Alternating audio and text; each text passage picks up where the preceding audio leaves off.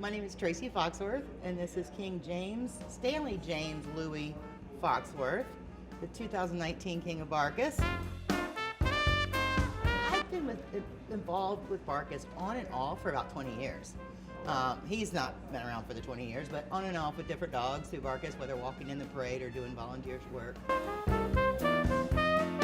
friend of mine, her dog was king a couple of years ago, and she told me what a wonderful experience it was.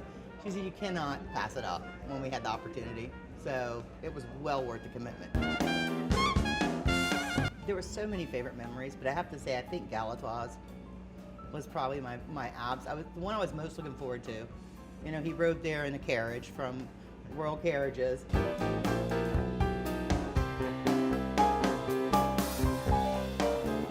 And him and Bristol eating their lamb chops, and it was just priceless, you know, in terms of a memory, but all of it was just absolutely wonderful.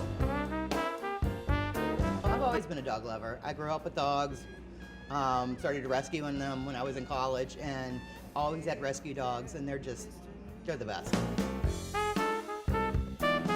I don't think Stanley has an annoying trait, to be honest with you. I'm not being partial. I don't know. Look at him. I mean, he's pretty easygoing.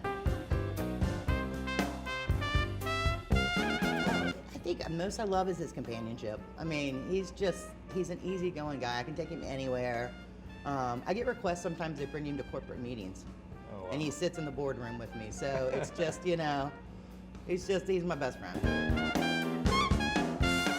If you're not a dog owner, I have to say the most rewarding thing is it's a two-way street. You know, what I give him, I get back tenfold. And I think that's the biggest reward, and especially during COVID right now. We've all been struggling, I think, with, you know, the isolation and stuff, and he's given a lot to me during this time. When I found he was going to be king, I was super excited, but also super nervous, because it is a responsibility, right? Like, you know, he has a responsibility to give back, I think, in his kingship.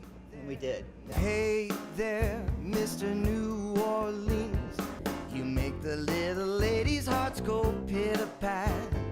Look at you, Mr. Fancy Pants.